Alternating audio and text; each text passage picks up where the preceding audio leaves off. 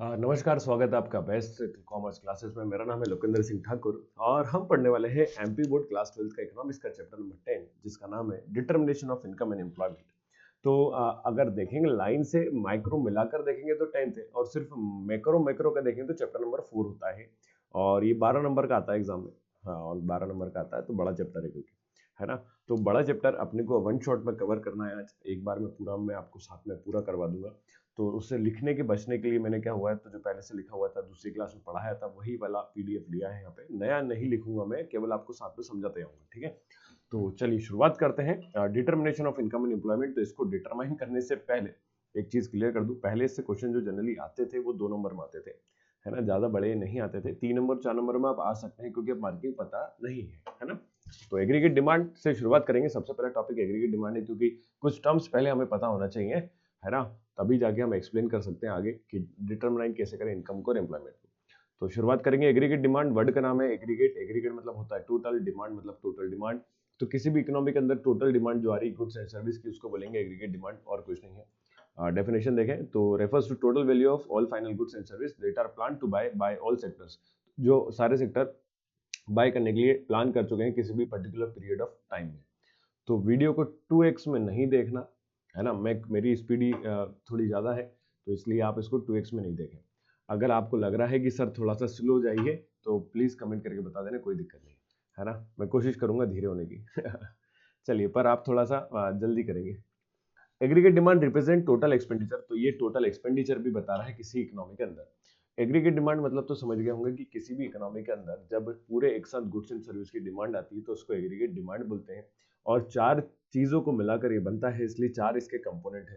पहला कंपोनेंट है house hold. House hold यानी कि हम लोग जो डिमांड करते हैं उसको क्या बोलेंगे, हाउस होल्ड। उसको क्या बोलेंगे अपन, हाउस होल्ड। तो आप लोग या आप पूरी इकोनॉमी में जैसे अपने क्षेत्र में जो डिमांड करी जा रही है, पब्लिक के जरिए जो डिमांड करी जा रही है, उसको बोलेंगे हाउस होल्ड या प्राइवेट या कंजप्शन एक्सपेंडिचर। सी से इसको रिप्रेजेंट करेंगे, तो सी प्लस। दूसरा आता है इन्वेस्टमेंट। इन्वेस्टमेंट मतलब होता है पैसे कहीं पे लगाना, उसको क्या बोलते हैं, इन्वेस्टमेंट। तो इन्वेस्टमेंट से जो है इन्वेस्टमेंट एक्सपेंडिचर, मतलब इन्वेस्टमेंट के जरिए होने वाला खर्चा, इन्वेस्टमेंट एक्सपेंडिचर। 2 टाइप के होते हैं, ये भी आगे पढ़ना है। तीसरा होता है गवर्नमेंट। गवर्नमेंट मतलब सरकार। तो गवर्नमेंट जो एक्सपेंडिचर कर रही है उसको बोलेंगे गवर्नमेंट एक्सपेंडिचर। और चौथा है नेट एक्सपोर्ट। नेट एक्सपोर्ट मतलब होता है हमारे देश से कितना एक्सपोर्ट हुआ है और इंपोर्ट कितना करा है, उन दोनों का जो डिफरेंस होगा उसको बोलेंगे नेट एक्सपोर्ट। तो नेट एक्सपोर्ट को एक्स माइनस एम से रिप्रेजेंट करेंगे। तो ये 4 कंपोनेंट्स बन जाते हैं। हमें 2 सेक्टर इकोनॉमी पढ़ना है, क्योंकि ऐसा कहे गए हैं क्यानिस भैया। तो जाते जाते क्यानिस भैया ने ऐसा कहा था कि आपको 2 सेक्टर इकोनॉमी में इन दोनों को लेना होता है, इसलिए हम इन दोनों को ही प्लस करेंगे। गवर्नमेंट और नेट एक्सपोर्ट को अपने को अभी इंक्लूड नहीं करना है, ठीक है। और आपके सिलेबस में भी यही है। चलिए, पहला है कंजप्शन एक्सपेंडिचर। तो कंजप्शन जो है फंक्शन, इनकम का फंक्शन है, मतलब आपके पास जितनी इनकम होगी उतना ही आप क्या कर सकते हैं, कंजप्शन कर सकते हैं। तो आपको ये वर्ड कीवर्ड याद रखना है, consumption is the function of income, है ना। तो आय इनकम है, उतना क्या करोगे, कंजप्शन करोगे। तो इनकम इंक्रीज होती जा रही है, तो 0 to 100, 100 से 200, 200 से 300, 300 से 400। तो समझने के लिए एक शेड्यूल बनाया है मैंने, और कुछ नहीं है। तो जीरो लेवल इनकम पे याद रखेंगे, कंजप्शन कभी भी जीरो नहीं होता है। क्यों नहीं होता है? कंजप्शन मतलब होता है कुछ आप कंज्यूम करेंगे। भाई, आपके पास जेब में पैसा नहीं है तो इसका मतलब ये नहीं कि आप कुछ भी नहीं खाएंगे, कुछ ना कुछ तो खाओगे ना, पक्का।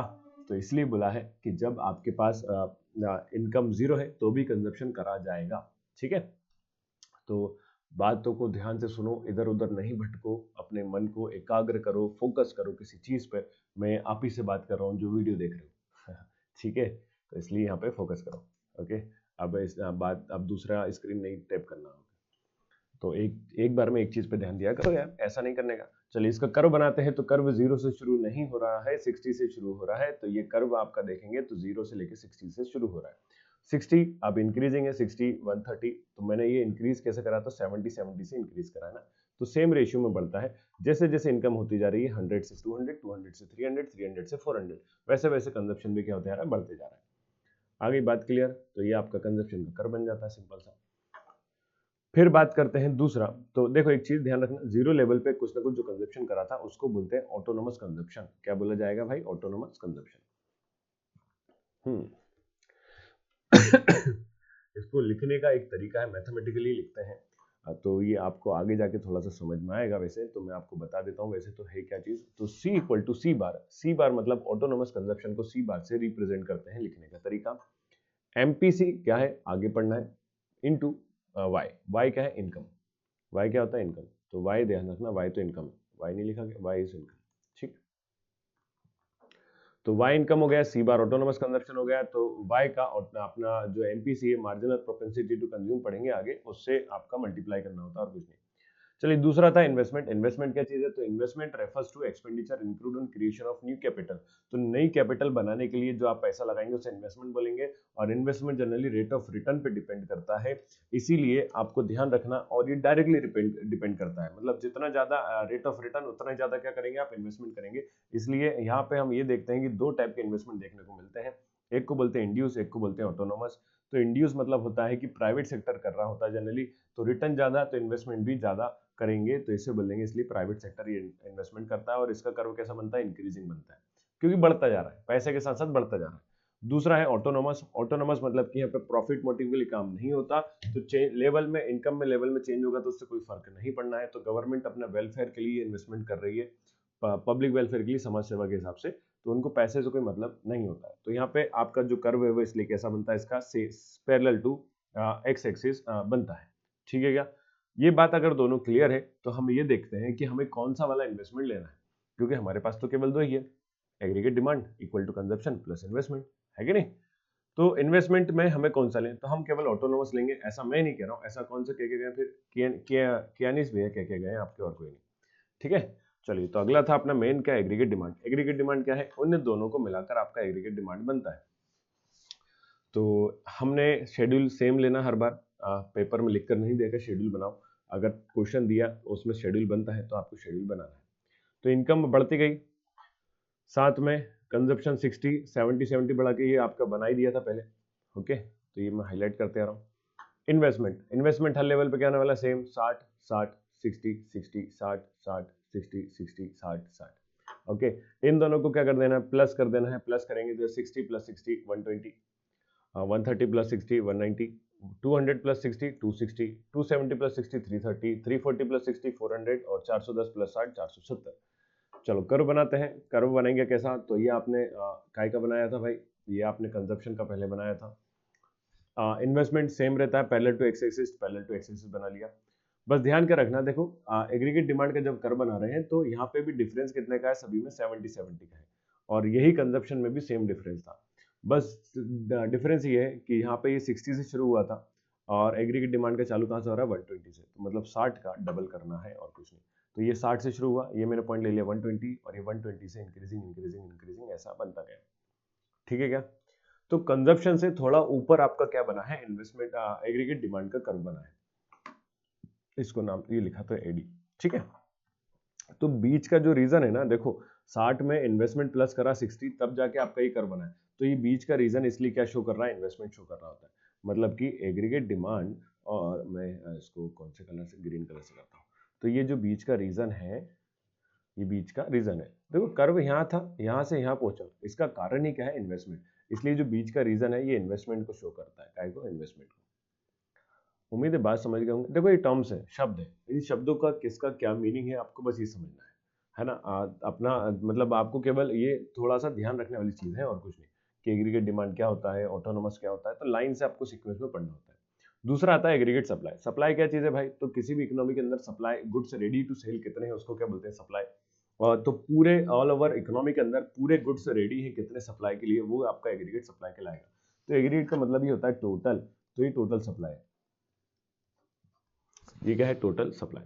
तो टोटल सप्लाई जो है आपके मैंने आपको बता ही दिया कि रेडी टू सेल है कितना है, फाइनल गुड्स एंड सर्विस की वैल्यू है। तो aggregate supply is the money value of all final goods and services,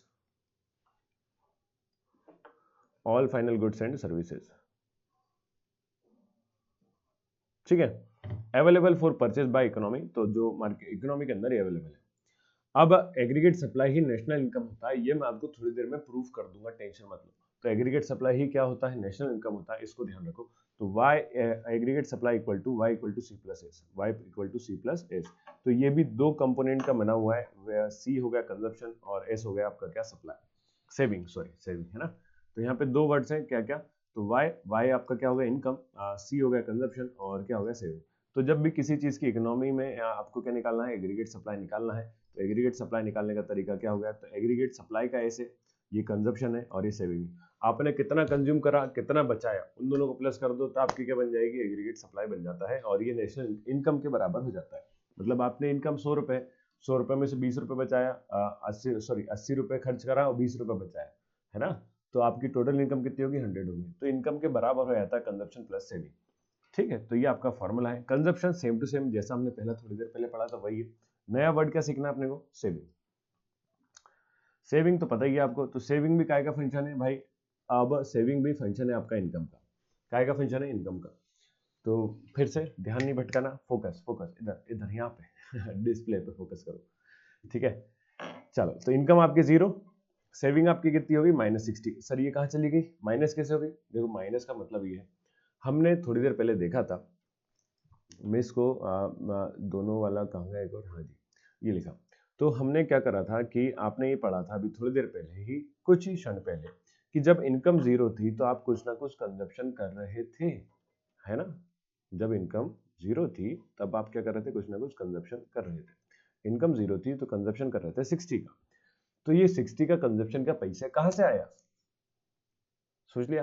तो ये पैसा आया था सेविंग से। कहाँ से आया था, सेविंग से। तो इसीलिए इनकम में जो आपने 0 इनकम पे कंजप्शन कर रहे थे वो सेविंग से जा रहा था, इसलिए सेविंग आपका कितना लिया अपन ने, माइनस का 60। आई बात समझ में। तो कंजप्शन 60 तो माइनस सेविंग कितना हो गया, -60। फिर जब इनकम बढ़ी तो कंजप्शन बड़ा हो गया, मान लो 100, तो सेविंग क्या हो गई, 0, क्योंकि पूरा का पूरा क्या कर लिया, कंज्यूम। अब इनकम बढ़ी 200 तो आपने कंजप्शन कितना हो गया, 140।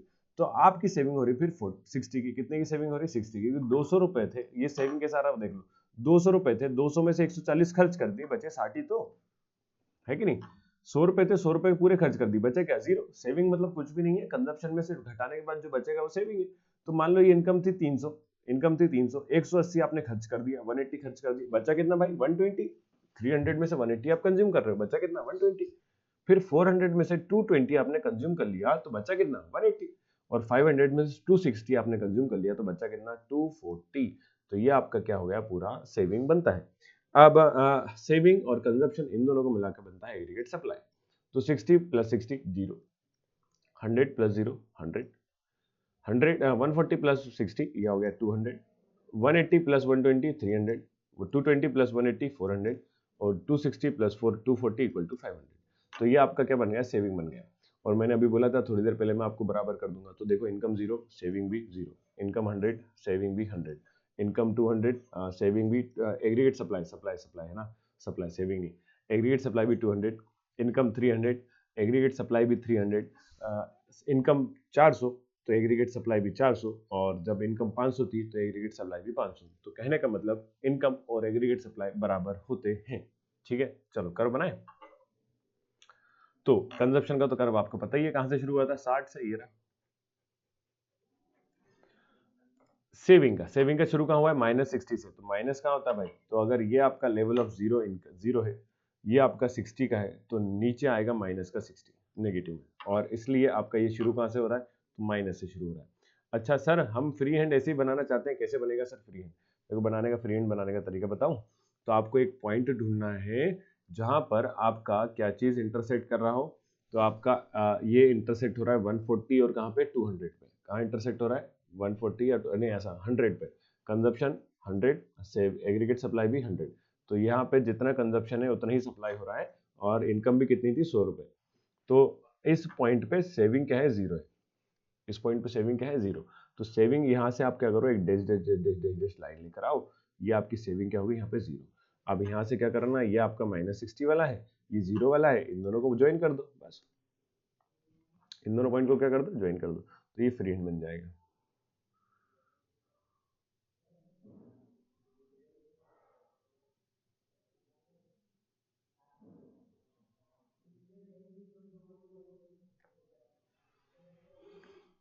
तो ये आपका क्या बन गया, सेविंग की लाइन बन गई। ठीक है, तो नेशनल इनकम देखें तो 0, 200, 300, 400, 500। तो ये आपका बिल्कुल पैरेलल कैसे जाता है, 45 डिग्री पे बनेगा। कैसा बनेगा भाई, 45 डिग्री पे, 45 डिग्री, ये एंगल जो है 45 डिग्री। ठीक है, तो आपको ध्यान रखना है, एग्रीगेट सप्लाई और इनकम दोनों सेम है, और कितने डिग्री पे बनते हैं, 45 डिग्री पे बनते हैं। चलिए इसको भी मैथमेटिकली अगर निकालेंगे तो एक इक्वेशन इसकी बनती है S इक्वल टू माइनस का सी बार। अब ये माइनस का सी बार क्या है, तो जीरो लेवल पे आप जो सेविंग कर रहे थे इसको बोलते हैं और डिस सेविंग। क्या बोलते हैं? Dish saving. डिस सेविंग मतलब आपकी सेविंग नेगेटिव में चली गई, उसको बोलते हैं डिस सेविंग। ठीक है, तो डिस सेविंग और नेगेटिव में ऑटोनोमस कंजप्शन, इसको माइनस का सी बार से रिप्रेजेंट करा जाएगा। सी बार मतलब हो गया था ऑटोनोमस, माइनस का सी बार मतलब की डिस सेविंग। तो 1 माइनस बी वाई, अब ये 1 माइनस बी वाई क्या है, तो ये आपका स्लोप ऑफ एमपीसी होता है, जो कि अपने को आगे पढ़ना है। चलिए ऑटोनोमस आपको मैंने अभी क्या बता दिया, हाँ जी, कंजप्शन बता दिया, does not change, induce consumption, propensity to consume. तो अब यहाँ पे नए टॉपिक आते हैं। तो अभी हमने क्या क्या पढ़ लिया, मैं आपको एक बार जल्दी से क्विक रिवीजन करा दूं ताकि भूलो नहीं। तो तीन चार चीजें पढ़ी हैं। एग्रीगेट डिमांड, एग्रीगेट डिमांड के चार कंपोनेंट, कंजप्शन प्लस इन्वेस्टमेंट, और इसके अलावा हमने पढ़ लिया अभी सप्लाई, एग्रीगेट सप्लाई। तो एग्रीगेट सप्लाई आपके काय के बराबर होता है? सेविंग के।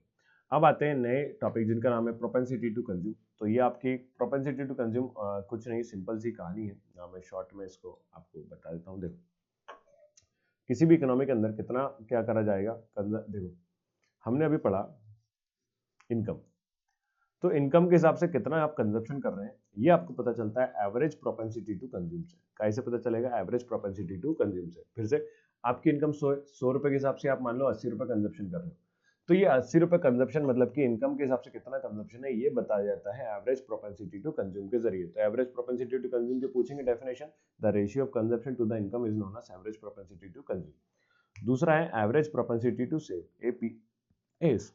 भाई सेम कहानी, इनकम के हिसाब से कितना सेव कर रहे हो तो एपीएस हो गया। चलो ऐसे ही एमपीएस, एमपीएस होता है मार्जिनल प्रोपेंसिटी टू कंज्यूम और मार्जिनल प्रोपेंसिटी टू सेविंग। तो एमपीसी और एमपीएस, एमपीसी बताएगा मार्जिन, मार्जिन जब भी वर्ड आए तो याद रखना डिफरेंस को रिप्रेजेंट करता है। काय को रिप्रेजेंट करता है? डिफरेंस को। तो इनकम में चेंज होने के साथ, लेवल ऑफ इनकम में चेंज होने के साथ कितना कंजप्शन में चेंज हो रहा है ये पता चलता है एमपीसी से। और वहीं बात करें इनकम, ये चेंज है, ये ट्रायंगल का साइन मतलब क्या होता है? चेंज। ट्रायंगल का साइन का मतलब क्या है? चेंज, और इसको डेल्टा बोलते हैं। क्या बोलते हैं भाई? डेल्टा। डेल्टा मतलब ट्रायंगल, और ये चेंज को रिप्रेजेंट कर रहा है। तो इनकम में चेंज होने के साथ आपका सेविंग कितना चेंज हुआ ये पता चलेगा मार्जिनल प्रोपेंसिटी टू सेव से। कैसे? मार्जिनल प्रोपेंसिटी टू सेव से। तो उम्मीद है ये बात समझ गए होंगे। तो अब हमारे ये जो नेक्स्ट चार टॉपिक है इन चारों की डेफिनेशन आपको अच्छे से पता होना चाहिए। कर्व वगैरह हटाइए, ध्यान रखने की जरूरत नहीं, सीबीएसई में काम आता है ना। तो it refers to the ratio of total consumption to the total income, known as average propensity to consume. इसकी वैल्यू का दो चीज ध्यान रखेंगे, इज लेस देन 1 और मोर देन 1 भी हो सकती है, और जीरो कभी भी नहीं हो सकती। तो ध्यान के रखना है APC is can never B zero, कभी जीरो नहीं हो सकता। ऑब्जेक्टिव में पूछते हैं ये चीज, और पक्के में आने के चांस है, मतलब मैक्सिमम 90% चांस के हैं। तो आपको ये एपीसी इन चारों में से एक टॉपिक आता है। ठीक है, तो क्या याद रखना, जीरो नहीं हो सकता एपीसी, और 1 लेस देन 1 हो सकता है और ग्रेटर देन 1 हो सकता है, पर जीरो नहीं हो सकता। दूसरा है मार्जिनल प्रोपेंसिटी टू कंज्यूम, तो रेशियो है काय का भाई, तो consume ratio of change in consumption, change in consumption with respect to change in income. ठीक है, तो इसकी वैल्यू कहां से कहां लाइज करती है? 0 to 1 के बीच में इसकी वैल्यू लाई करती है। 0 to 1, 1 से ज्यादा नहीं होगी, तो ये ध्यान रखना होता है। फिर सेविंग में, तो refers to ratio of saving to the corresponding level of income. तो सेविंग और इनकम का जो रेशियो इसको बोलते हैं APS. APS can never be 1 और मोर देन 1, तो कभी 1 नहीं होगा और 1 से ज्यादा नहीं होगा। तो क्या हो सकता है भाई? जीरो और नेगेटिव हो सकता है। क्या क्या हो सकता है? जीरो और नेगेटिव। वही बात करें मार्जिनल प्रोपेंसिटी टू सेव की, एमपीएस की, तो एमपीएस क्या चीज है भाई? मार्जिनल प्रोपेंसिटी टू सेव आपका यही चेंज इन इनकम के रिस्पेक्ट में चेंज इन सेविंग कितना है ये बताया जाता है एमपीएस से। और एमपीएस भी सेम लाइज बिटवीन 0 to 1, किसके बीच में हो सकता है? 0 से 1 के बीच में हो सकता है, बस और कुछ नहीं। रिलेशनशिप अगर पूछें तो दो आइडेंटिटी याद रखना है, ऑब्जेक्टिव में पूछते हैं फॉर्मूला, ऐसा आपको पूरा एक्सप्लेन करने की जरूरत नहीं है। तो मैं आपको इसको बताता हूँ, अच्छा देखो कैसा आएगा। अभी हमने थोड़ी देर पहले एक इक्वेशन पढ़ी थी, income equal to Y equal to saving plus consumption, यही पढ़ा था, है ना। तो मैं कह रहा हूं कि अगर डिवाइड दोनों साइड इनकम से कर दें, divided both side by income, by income मतलब वाई, तो Y upon Y, S upon Y equal to C upon Y. बात क्लियर? तो ये वाई अपॉन वाई तो हो गया 1, एस अपॉन वाई हो गया, तो ये हो गया 1, एस अपॉन वाई हो गया A P S, C upon Y हो गया ए पी सी। तो APC plus APS equal to कितना होता है? 1 होता है। एपीसी प्लस एपीएस कितना हो गया? 1 हो गया। तो ये आपकी आइडेंटिटी बन गई, आपको ये याद रखना है बस, APC equal plus APS equal to होता है 1। वहीं पर ऐसे ही सेम टू सेम आप निकालेंगे तो क्या एमपीसी प्लस एमपीएस होता है इक्वल टू 1। तो ये आपको आइडेंटिटी याद रखना है। फिर इकोनॉमी के अंदर अभी हम वो नहीं पहुंचे, चैप्टर का नाम जो था डिटर्मिनेशन, वहां पहुंचे ही नहीं। अभी तो हम कुछ शब्द देख रहे हैं, उन शब्दों का मीनिंग अपने को पता होना चाहिए, वो सीख रहे हैं, ठीक है। तो है ना मजेदार, बहुत लेंदी है, लेकिन बोर नहीं होना, मजे करते रहो। बीच में टैब चेंज नहीं करने का, ध्यान से सुनने का, बस काफी है। सुनोगे और उसके बाद बुक से रीड करोगे, पक्के में याद हो जाएगा। फिर से सुनोगे ध्यान से बात, और बुक में क्या करोगे? रीड करोगे, तो पक्के में याद हो जाएगा। रट्टा लगाओगे तो याद नहीं होगा। इकोनॉमिक्स है ही ऐसा मजेदार। वीडियो को भी 2-3 बार देखना, मजा आ जाएगा। कोशिश, फोकस करो, सीख रहे हैं हम लोग। तो कहाँ पहुंच गए थे? हाँ जी, MPC plus MPS equal to 1, identity याद रखेंगे। फिर एमपी एपीसी, मैं सब लिख दे रहा हूँ एक बार, revision. APC plus APS equal to 1, APC equal to C upon Y, APS equal to S upon Y, MPC equal to del C upon del Y, मतलब चेंज इन इनकम, और MPS equal to del S upon del Y. तो इतने फॉर्मूले अपन ने पढ़ लिए। चलिए, हम इकोनॉमी के अंदर दो चीजें देख के चलते हैं, या लाइफ में भी वही होता है। आपने कुछ प्लान बनाया है और उस प्लान को एग्जीक्यूट करना अलग चीज होती है। तो प्लान बनाना और उसको एग्जीक्यूशन करना अलग चीज है। तो प्लान अलग है, एक्चुअल चीज अलग है। तो प्लान वाले को, जितने भी प्लान वाले होंगे, उन्हें बोला जाएगा एक्सेंट। क्या बोला जाएगा? Accent, ANTE। तो दो टाइप के हो सकते हैं accent, accent saving, accent investment. तो एक्सेंट सेविंग मतलब कितना आप सेविंग करना चाहते हैं, ये प्लान आपने बनाया तो उसको बोलेंगे एक्सेंट सेविंग। वहीं एक्सेंट इन्वेस्टमेंट की बात करें तो कितना आप इकोनॉमी के अंदर इन्वेस्टमेंट करने वाले हैं, उसको बोलेंगे एक्सेंट इन्वेस्टमेंट। फिर से, एक्सेंट सेविंग मतलब कितना आप इन्वेस्टमेंट करना चाहते हैं, वो एक्सेंट प्लान है। और कितना आप सेव कर रहे हैं, वो एक्सेंट सेविंग कहलाता है। और एक्चुअल वाले को क्या बोलेंगे सर? तो फिर एक्चुअल वाले को बोलेंगे एक्सपोस्ट। क्या बोलेंगे? एक्सपोस्ट। तो एक्सपोस्ट इन्वेस्टमेंट और एक्सपोस्ट सेविंग। एक्सपोस्ट इन्वेस्टमेंट मतलब कि कितना आप इन्वेस्टमेंट कर रहे हैं, उसको कहते हैं एक्सपोस्ट इन्वेस्टमेंट। और कितना आप सेव कर रहे हैं, उसको बोलते हैं एक्सपोस्ट सेविंग। बात क्लियर है क्या? तो ये एक्चुअल वाले हैं, और ये क्या है आपके सेविंग, प्लान वाले। तो प्लान बनाया तो एक्सेंट, और एक्चुअल है तो एक्सपोस्ट। ठीक है क्या? सेविंग का प्लानिंग तो आपका सेविंग का planning accent saving, actual saving तो एक्सपोस्ट सेविंग। फिर प्लानिंग का इन्वेस्टमेंट तो एक्सेंट इन्वेस्टमेंट, और एक्चुअल इन्वेस्टमेंट है तो कहलाएगा एक्सपोस्ट इन्वेस्टमेंट। डेफिनेशन याद हो गई? गुड, रीड करके देखना। फिर आते हैं आप चैप्टर का जो नाम था इक्विलिब्रियम का, यही पढ़ रहे थे ना भाई। चैप्टर शुरुआती वहीं से करी थी, determination of the income and employment. तो इनकम एंड एम्प्लॉयमेंट जो है वो इक्विलिब्रियम लेवल पे होता है। तो इक्विलिब्रियम क्या चीज है? तो इक्विलिब्रियम वही वाला है जो पहले पढ़ चुके हो, कि जहां पे डिमांड एंड सप्लाई क्या होगा? बरोबर। तो दो तरीके से निकाल सकते हैं, दो तरीके से निकाल सकते हैं। पहला मेथड है aggregate demand and aggregate saving से। तो जिस लेवल पे ये दोनों इक्वल होंगे उसको बोलेंगे कंज्यूमर इक्विलिब्रियम लेवल। क्या बोलेंगे? Equilibrium level. दूसरा तरीका होता है सेकंड वाला, सेविंग, जहां पे इन्वेस्टमेंट के बराबर होगा। सेविंग किसके बराबर होगा? इन्वेस्टमेंट के। ठीक है, तो दोनों समझने के लिए अपन एक शेड्यूल बनाते हैं। ये बना हुआ शेड्यूल तो बहुत ही बेहतरीन।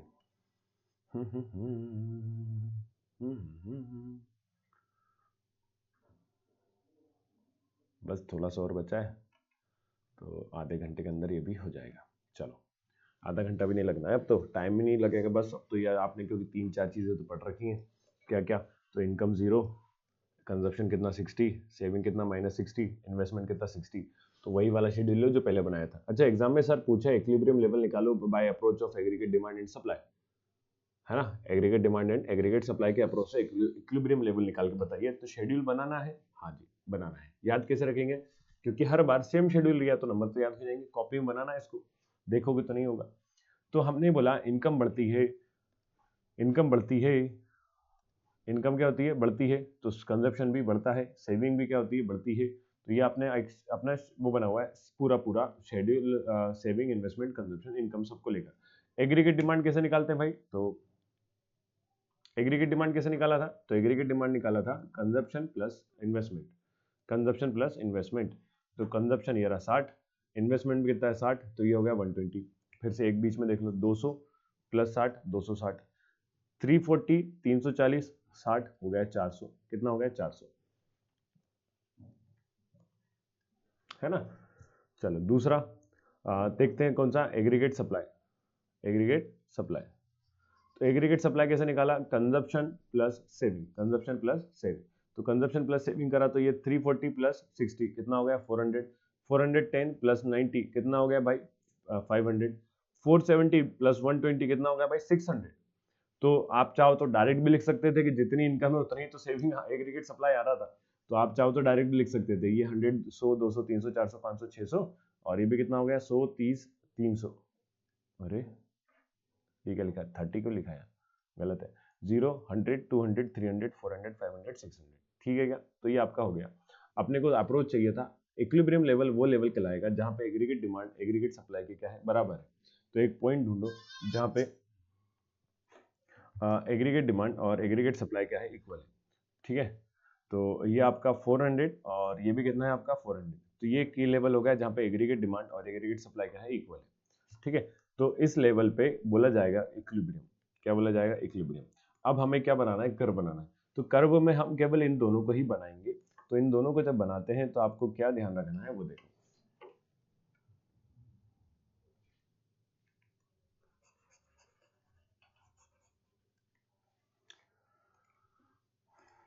तो एग्रीगेट सप्लाई का तो आपको पता है 45 डिग्री पे बनता है, कितनी डिग्री बनता है 45 डिग्री पे, ये आपका 45 डिग्री हो गया। हमने इसके अलावा दूसरा पढ़ा था एग्रीगेट डिमांड का। तो एग्रीगेट डिमांड का आपका कर्व चालू हुआ था 120 से, कहां से शुरू हुआ था 120 से, और कुछ इस तरह से बन रहा था, ठीक है क्या। तो ये मैंने दो कर्व बनाए। अब इन दोनों कर्व में आप क्या देखना है कि जहां पे ये दोनों कट कर रहे हैं, ये दोनों एक दूसरे क्या कर रहे हैं, कट कर रहे हैं, उस पॉइंट को बोलेंगे इक्विलिब्रियम। इसको क्या बोलेंगे अपन, इक्विलिब्रियम, ठीक है। तो aggregate demand equal to aggregate supply, तो इक्विलिब्रियम की कंडीशन है, इनकम इस लेवल पे सेम। फिर बात करते हैं दूसरी, दूसरा क्या, तो ये रीजन।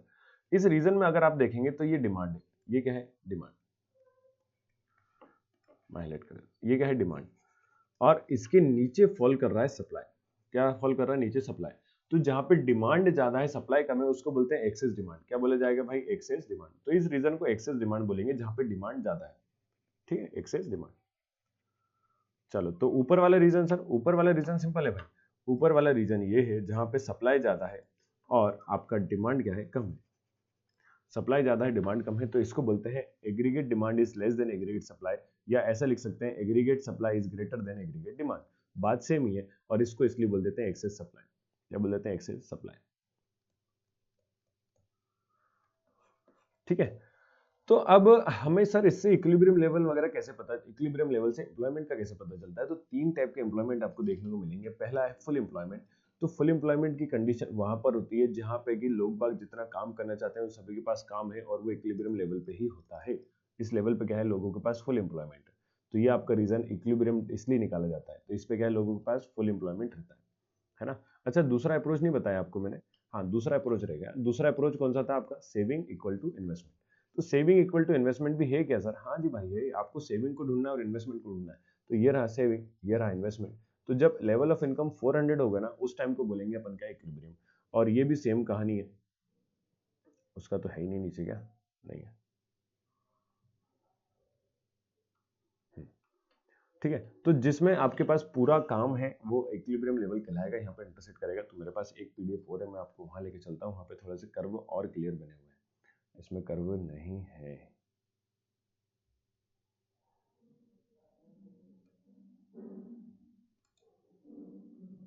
2 मिनट देख लेते हैं, अपने पास वो वाले कर्व हैं नहीं है, तो इसमें कर्व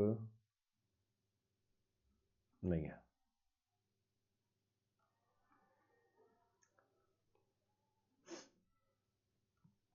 हाँ एक्सेस डेफिनेशन, एक्सेस डिमांड वगैरह के दिए, फुल एम्प्लॉयमेंट दिया हुआ है। तो ये डेफिनेशन वही लिखी है जो उधर लिखी हुई है। तो यहाँ थोड़ा सा क्लियर दिख रही है, नया कुछ नहीं है ना। तो मिल नहीं रहा है वो कर्व, मैं आपको बाद में बता दूंगा सारे कर्व कौन कौन से हैं। वो कर्व है और कुछ नहीं है ना। ये अपना गवर्नमेंट बजट है जो कि नेक्स्ट क्लास में रहने वाला है। तो फुल एम्प्लॉयमेंट, फुल एम्प्लॉयमेंट मतलब क्या हो गया, तो ऐसी कंडीशन जहाँ पे जितने लोग को रोजगार चाहिए उतना लोग बाग को काम है, तो उसको बोलेंगे फुल एम्प्लॉयमेंट। दूसरा है वॉलंटरी। वॉलंटरी क्या होता है, इसमें वॉलंटरी में ऐसा होता है कि जो वर्कर है, देखो where person is able to work, काम करना चाहते हैं, नॉट विलिंग टू वर्क मतलब काम करना नहीं चाहते, काम है पर करना नहीं चाहते, तो उसको बोलेंगे वॉलंटरी अनएम्प्लॉयमेंट, मतलब काम है पर करना नहीं चाहते, उसको बोलेंगे वॉलंटरी अनएम्प्लॉयमेंट। इनवॉलंटरी क्या होता है, where worker is able and willing to work at prevailing worker but does not get work. तो यहाँ पे काम करना चाहते हैं बट काम ही नहीं मिल रहा। वॉलंटरी में क्या था, काम अवेलेबल था, है ना। इनवॉलंटरी में क्या है, काम अवेलेबल नहीं है पर करना चाहते हैं, तो उसको बोलेंगे इनवॉलंटरी एम्प्लॉयमेंट। ठीक है। अब फुल एम्प्लॉयमेंट के बाद दूसरी कंडीशन आती है, इसको बोलते हैं अंडर एम्प्लॉयमेंट। तो अंडर एम्प्लॉयमेंट मतलब क्या हो गया कि लोग बाग जो है, देखो सिचुएशन है, ये क्या है, सिचुएशन है where all those worker who are able to work at existing wages rate are not getting job. तो जब काम नहीं मिलेगा उसे क्या बोल देंगे अपन, अंडर एम्प्लॉयमेंट बोल देते हैं।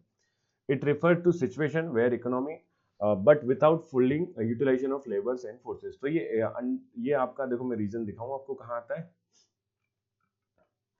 तो ये जो रीजन था ना, ये वाला इधर पे डिमांड, ये यहाँ पे है ना, क्या होता है, एक और डिमांड कर्व बनाया जाता है, और इस डिमांड कर्व में जो ये रीजन आता है इधर, अरे ये रफ क्यों हो रहा है भाई, नहीं मिटाना नहीं है मेरे को, पेन चाहिए यहाँ। तो ये जो रीजन आता है ना यहाँ पे, इधर आता है अंडर एम्प्लॉयमेंट, और इधर आता है ओवर एम्प्लॉयमेंट, काम से, जरूरत से ज्यादा काम। तो ये जो मैप की अपन तो स्टडी कर नहीं रहे कर्व की, तो कर्व के अंदर अगर शो करना होता तो ये कर्व में कहाँ था, जहाँ पे ये तो फुल एम्प्लॉयमेंट, इस सेंटर में क्या हो गया, फुल एम्प्लॉयमेंट, इससे नीचे अंडर एम्प्लॉयमेंट, इसके ऊपर ओवर एम्प्लॉयमेंट, बस इतनी सी बात है। ऐसा कंफ्यूज नहीं होने का, क्या बता दिया। तो डेफिनेशन याद रखना है आपको, तो क्योंकि 2 नंबर के हिसाब से डेफिनेशन आएगी, इसलिए मैं 2 नंबर के हिसाब से डेफिनेशन यहाँ लिखी है। ठीक है। तो अंडर एम्प्लॉयमेंट क्या हो गया, तो अंडर एम्प्लॉयमेंट मतलब कि उन लोग के पास क्या है, नॉट गेटिंग जॉब, तो वो सिचुएशन कहलाएगी अंडर एम्प्लॉयमेंट। दूसरा ओवर लिखा है क्या यहाँ पे, नहीं लिखा। तो ओवर क्या हो गया कि जब जरूरत से ज्यादा एम्प्लॉयमेंट अपने हो चुका है तो उसको बोलेंगे ओवर एम्प्लॉयमेंट। एक्सेस डिमांड आपको अभी समझाया, जब डिमांड सप्लाई से ज्यादा है तो उसको बोलते हैं एक्सेस डिमांड। इन्फ्लेशनरी गैप, तो इन्फ्लेशनरी गैप मतलब क्या होता है, महंगाई वाला। तो 2 कर्व बनाए जाएंगे, actual aggregate demand exceed the level of aggregate demand require. तो प्लान से एक्चुअल वाला क्या हो जाए, जब ज्यादा हो जाए तो जो गैप बनेगा उसे बोलेंगे इन्फ्लेशनरी गैप। फिर से, प्लान से एक्चुअल वाला क्या हो जाए, मतलब ये आपका प्लान है, ये क्या है अभी प्लान है, अब मैं बनू इसके ऊपर एक्चुअल वाला बना दूं, इसके ऊपर कौन सा बना दूं, एक्चुअल वाला डिमांड। तो मान लो ये एक्चुअल वाला डिमांड बनाया, तो ये अब एक्चुअल वाला तो ज्यादा हो गया ना भाई, डिमांड जितनी सोची थी उससे ज्यादा आ गई इकोनॉमी के अंदर, तो ये आपने प्लान्ड बनाते हो सबके सब, लेकिन एक्चुअल वाली इससे ज्यादा आ गई, तो उसको बोल देंगे, फिर जो गैप बनेगा ना बीच में वो क्या कहलाएगा, इन्फ्लेशनरी गैप। ये महंगाई की वजह से ऊपर पहुंचा है तो इसे बोलेंगे इन्फ्लेशनरी गैप। ठीक है, आ गई बात समझ में। और दूसरा है डिफ्लेशनरी। तो एक्चुअल डिफ्लेशनरी क्या होगा भाई, तो डिफ्लेशनरी मतलब होता है कि जो एक्चुअल है, ये क्या था एक्चुअल, सॉरी प्लान, ये क्या था आपने पहले बनाया था प्लान वाला, तो प्लान वाला जो डिमांड कर्व है ऊपर था, पर एक्चुअल वाला जो है कहाँ था, उसके नीचे आता है। तो जो बीच में गैप बनाना है इन दोनों के डिमांड के बीच में, ये आपका क्या कहलाएगा, डिफ्लेशनरी गैप। क्या कहलाएगा, डिफ्लेशनरी गैप। तो इन्फ्लेशनरी मतलब महंगाई वाला गैप है, डिफ्लेशनरी मतलब सस्ता हो गई चीजों से, बोलेंगे डिफ्लेशनरी गैप, और कुछ नहीं। डेफिशिएट डिमांड, एक है एक्सेस डिमांड, दूसरा है डेफिशिएट डिमांड। एक्सेस डिमांड मतलब कि डिमांड जब ज्यादा है तो उसको एक्सेस डिमांड बोलते हैं, जब डिमांड कम है तो उसको बोलते हैं डेफिशिएट डिमांड। ठीक है। तो excess demand, deficit demand, inflationary gap, deflationary gap. उम्मीद है 4 समझ में आ गए होंगे। एक टॉपिक आपका रह गया जिसे बोलते हैं इन्वेस्टमेंट मल्टीप्लायर। तो इन्वेस्टमेंट मल्टीप्लायर सेम वही कॉन्सेप्ट है जो कल हमने लास्ट क्लास में पढ़ा था, मनी मल्टीप्लायर के नाम से। मनी मल्टीप्लायर या मनी क्रिएशन या क्रेडिट क्रिएशन के नाम से लास्ट क्लास में। तो इन्वेस्टमेंट जब क्या होता है, कोई इकोनॉमी में इन्वेस्ट कर रहा है तो वो पैसा कितना गुना बढ़ता जाएगा उसे बोलेंगे इन्वेस्टमेंट मल्टीप्लायर। तो आपने किसी ने पैसा लगाया 100 रुपए, पर वो इकोनॉमी में किसी व्यक्ति के लिए क्या बन चुका है, इनकम बन चुका है कि नहीं। देखो आप मान लो अपने क्या हो गया, अंबानी जी ने 1,000 रुपए इन्वेस्ट करे भाई, तो पैसे इन्वेस्ट करे तो किसी के लिए क्या बनेगा, वो इनकम बनेगा। तो इनकम बना तो फिर जिस व्यक्ति की इनकम बना वो फिर से कंजप्शन करेगा, है कि नहीं। तो कंज्यूम करेगा, तो जब कंज्यूम करेगा तो खर्च करेगा, तो किसी और के लिए क्या बन जाएगा, इनकम बन जाएगा। तो इसी तरह से कोई भी जब इकोनॉमी में पैसे इन्वेस्ट करता है तो वो क्या होता जाता है, बढ़ता जाता है, बढ़ता जाता है, बढ़ता जाता है। तो इसलिए इसे बोला इन्वेस्टमेंट मल्टीप्लायर। इसको डिनोट करेंगे के से, और आपको केवल इनके फॉर्मूला याद रखना है, और डेफिनेशन आपकी किताब से आप पढ़ेंगे। तो K equal to del Y upon del I, या हो सकता है 1/1 माइनस एमपीसी, या हो सकता है 1/एमपीएस। ठीक है। और के की मिनिमम वैल्यू 1 हो सकती है और मैक्सिमम वैल्यू इनफाइनाइट तक हो सकती है। तो 1 to इनफाइनाइट के हो सकता है, value of multiplier is between 1 to infinite. तो ये ऐसा लिखा है, 1 to इनफाइनाइट। अब ये इन्फ्लेशनरी और डिफ्लेशनरी जो गैप आए थे, है ना, इनको कंट्रोल करने के लिए गवर्नमेंट क्या करता है, तो 2-3 चीजें करता है। Method to control excess demand and deficient demand. Excess demand मतलब डिमांड जब जरूरत से ज्यादा है तो उसको फिर कंट्रोल करना। भाई डिमांड पे डिमांड आई जा रही है तो टैक्स रेट में चेंज करेंगे, पब्लिक के एक्सपेंडिचर में चेंज होंगे, बोरोइंग्स में चेंजेस करेंगे और प्रिंट करते न्यू नोट तो उसमें भी चेंजेस करा जाएगा। इसके अलावा डेफिसिट, उसके अलावा क्या कंट्रोल करते हैं तो आपने जो पहले पढ़ चुके हैं वही सब है। Bank rate, cash reserve ratio और स्टैट्यूटरी लिक्विड रेशियो। तो इन सारी चीजों में चेंजेस करे जाएंगे, इनके जरिए कंट्रोल करा जाता है। तो ये सारे आपके टॉपिक जो है सीबीएसई के हिसाब से बहुत ज्यादा इंपॉर्टेंट है। लेकिन एमपी बोर्ड के हिसाब से देखेंगे तो यहाँ पे छोटी डेफिनेशन पूछते हैं, इसी वजह से मैं इनको ज्यादा डिटेल में लेकर नहीं गया। वरना ये चैप्टर अपने आप में 3 से 4 दिन या ज्यादा का टाइम ले सकता है। तो आप इतना डिटेल में पढ़ने की भी जरूरत नहीं है। आपको केवल कॉन्सेप्ट को समझो और डेफिनेशंस को अच्छे से गो थ्रू जाओ, उसके मतलब बुक से अपनी रीड करो। क्वेश्चन बैंक आपने आ चुका है, उससे आप क्वेश्चन देखो किस तरह के क्वेश्चंस पूछे जाते हैं, है ना, तो वो आपके वहाँ पे क्लियर हो जाएगा। इसके अलावा हाँ, मैंने आपको बोला था कि अपने एप्लीकेशन पे जो है टेस्ट सीरीज आ चुकी है। अकाउंट्स की अभी मैं अपलोड कर रहा हूँ तो 1 to 2 चैप्टर हो चुके हैं, 1 से 2 चैप्टर के टेस्ट अपलोड कर दिए, फ्री ऑफ कॉस्ट है, कोई चार्ज नहीं है उसका। तो आप चाहो तो वो टेस्ट दो ताकि आपकी प्रैक्टिस हो जाए ऑब्जेक्टिव्स की। इसके अलावा आप लोग टेलीग्राम चैनल, व्हाट्सएप चैनल और इन सभी पे जुड़ सकते हैं। इंस्टाग्राम पे मुझसे कोई डाउट हो तो या कमेंट करके या मैसेज करके उधर पे भी पूछ सकते हैं। तो वो उस पर जुड़ने के लिए डिस्क्रिप्शन में लिंक दिए। उम्मीद है ये चैप्टर समझ में आया होगा। कुछ भी डाउट रहे तो आप कमेंट करके पूछ के देखिए, है ना। कॉन्सेप्ट मैंने आपको सारे समझा दिए हैं। कुछ एक कॉन्सेप्ट छोटे वगैरह अगर इसमें रह गए हो तो आप मुझे कमेंट कर दीजिए नीचे, मैं उसको बता दूंगा।